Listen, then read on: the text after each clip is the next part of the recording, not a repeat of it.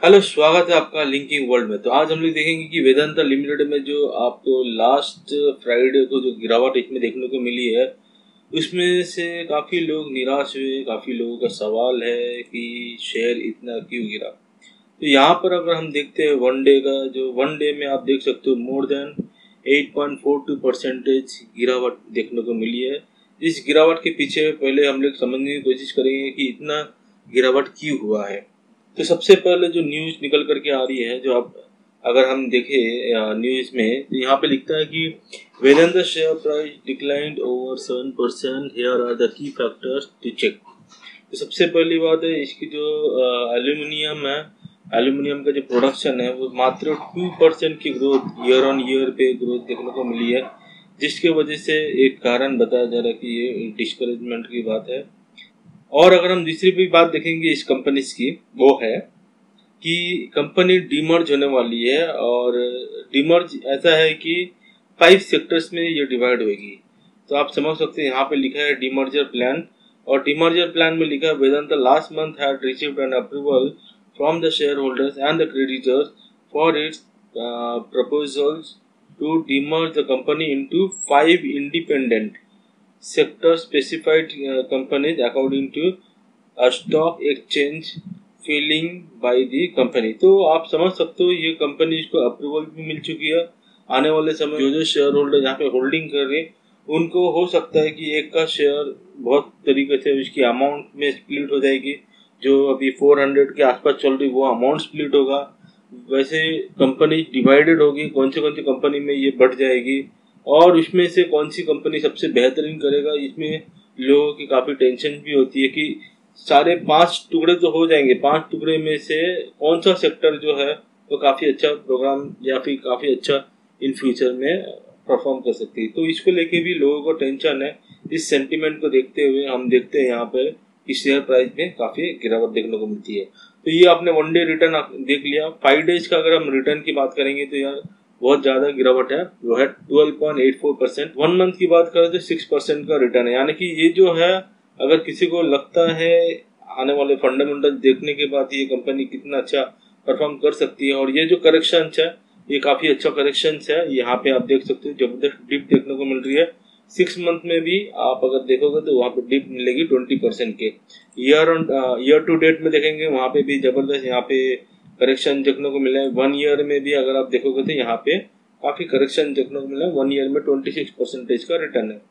5 years की बात करें तो 540 का रिटर्न है, जबकि मैक्सिमम में अगर बात करेंगे तो 11,533% का रिटर्न है। तो ये बात हम समझ सकते हो कि कंपनी वॉलाटाइल है। लॉन्ग टर्म पर्सपेक्टिव में ये कंपनी काफी एक बार काफी हाई भी देती है तो उतना गिरावट भी देती है। तो इस कदर की कंपनी जो है वो काफी वॉलाटाइल है। लेकिन फ्रेंड्स, आपको और एक बात क्लियर कर दूंगा कि फंडामेंटल जब हम पढ़ेंगे तो ये जो कंपनी इतनी हाइक देती है और इसके बाद इतनी गिरावट देखने को मिलती है, फिर थोड़ा सा हाइक देती है तो गिरावट, जैसे कि मैंने पिछले वीडियो में, जो लोग मेरा कंटिन्यूसली वीडियो देखते हैं उनको पता रहेगा कि मैंने कहा है कि जब भी ये शेयर्स इतनी गिरती है, इस गिरने के पीछे बहुत कारण होता है। ये जो पैसा, इतना पैसा गायब कहाँ हो जाता है, ये जो आप देख रहे हो ये सारा पैसा कहाँ कहाँ गायब हो जाता है। ये जो सर्कल में आपको दिखा रहा हूँ यहाँ पर कहाँ गायब हो जाते हैं सारे पैसे। तो आइए हम लोग और भी फंडामेंटल चीजें चेक करते हैं। मार्केट कैप से बहुत अच्छा है, 1.5 लाख करोड़ के आसपास। और इसके बाद हम करंट प्राइस देखेंगे 401 अच्छी प्राइस में मिल रही है। तीसरी बात है कि 52 वीक्स हाई 527 तक ये कंपनी गई, वहां पर रजिस्टर हो रही है। पी रेशियो 13.2% काफी अच्छा है। बुक वैल्यू जो है 95 है, इससे 4 टाइम ज्यादा आपका करंट प्राइस चलती है। डिविडेंड जो है, जो मैं आपको बात कर रहा था, सर्कल्स मैंने आपको बताया था ना, जो अगर आप बात करते हैं यहाँ पे, ये जो सर्कल जो बनी हुई रहती है ना, इसका मेन कारण है ये 10.8%। जब डिविडेंड यील्ड कंपनी इतनी ज्यादा देती है तो अपना जो शेयर का ज्यादा से मुनाफा पब्लिक को ऑलरेडी इसमें रिकॉर्ड में मिल जाता है, उनको पैसे उनके अकाउंट में डायरेक्ट आ जाते हैं। जिस वजह से जब डिविडेंड वो लोग कंपनी इतनी मोटे डिविडेंड देती है तो कंपनी की शेयर प्राइस गिरने की संभावना ज्यादा रहती है। तो इसमें हो सकता है आपको डायरेक्टली डिविडेंड के माध्यम से मिल रहा है, या तो फिर प्रॉफिट में थोड़ा सा कम देखने को हमें मिलती है। रिटर्न ऑन कैपिटल एम्प्लॉयड 20.9% है, ये काफी अच्छी है। बट रिटर्न ऑन इक्विटी जो है 10.5% है, और इसको और 5% और यानी और 10% ऐड किया जाए तो ही ये कंपनी हम बोल सकते हैं कि बहुत अच्छा है। फेस वैल्यू है 1। आने वाले समय में कोई भी स्प्लिट इस कंपनी में देखने को नहीं मिल सकती है।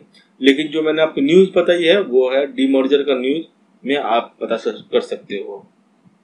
बात करते हैं इसकी प्रॉन्स में कि ये अच्छा है। डिविडेंड मैंने आपको बता दिया 235% जो है पे आउट है। प्रमोटर प्लेज किया हुआ है, हाफ प्लेज है 100% ऑफ देयर होल्डिंग। तो जाहिर सी बात है वेदांता में आप समझ सकते हो ये प्लेज करना बहुत गलत बात होती है। प्लेज करना मतलब होता है कि वो कभी भी प्रमोटर हट जाएगा तो ये बहुत जबरदस्त गिरावट देखने को मिल सकती है। तो यहाँ पे बहुत खतरनाक बात है ये। प्रमोटर होल्डिंग है डिक्रीज लास्ट 3 years -13.3%। तो ये आप समझ सकते हो कि वेदांता में ये बहुत डेंजरस है कि उन्होंने काफी ज्यादा प्लेज किया। प्लेज का कारण क्या हो सकता है, यहाँ पे हम देख सकते हो कि इनकी जो क्वार्टरली जो ग्रोथ है यहाँ पे सब पॉजिटिव था, जबकि सितंबर 23 में यहाँ पे नेगेटिव देखने को मिला, फिर वापस कंटिन्यूसली पॉजिटिव था। जबकि अगर ईयरली बेस में देखेंगे 2013 से लेके 2016 तक ये कंपनी भारी लॉस में था। उसके बाद मार्च 2017 से लेके 19 तक अच्छा था, फिर लॉकडाउन का पीरियड चालू हुआ, यहाँ पे नेगेटिव है। इसके बाद वापस इनको पॉजिटिव ग्रोथ देखने को मिली है। जबकि यहाँ पर हम देखते हैं कि कंपाउंडेड प्रॉफिट ग्रोथ में सब तीनों साल तक हम देखेंगे तो नेगेटिव है। लास्ट ईयर का ही हम देखते हैं 139% की ग्रोथ देखने को मिलती है, जबकि स्टॉक प्राइस CAGR 45% और 26% है, यही पॉजिटिव है। यहाँ पे -2% का नेगेटिव देखने को मिला है। रिटर्न ऑन इक्विटी इसी साल कम हो गया, लेकिन पिछले 3 साल 5 साल 10 साल में ठीक ठाक था। तो बात करते हैं बैलेंस शीट में। यहाँ पे सबसे खतरनाक वाली बात यह है कि कंपनी के पास रिजर्व है 37,997 करोड़। इसके सामने बोरिंग है, उधारी कंपनी के पास बहुत बड़ा है। ये आपको समझना जरूरी है कि हमारे पास अगर 30 रुपये हाथ में है तो 80 रुपये का हमारा उधारी है, ऊपर से और 87 रुपीज का अदर लायबिलिटीज भी इसके ऊपर आते। कर्ज बोलेगा तो कर्जदार वाली कंपनी है, तो इस कंपनी को सबसे मेन काम पहला करना है, इसकी कर्जदार जो कर्ज है वो चुकाना बहुत जरूरी है।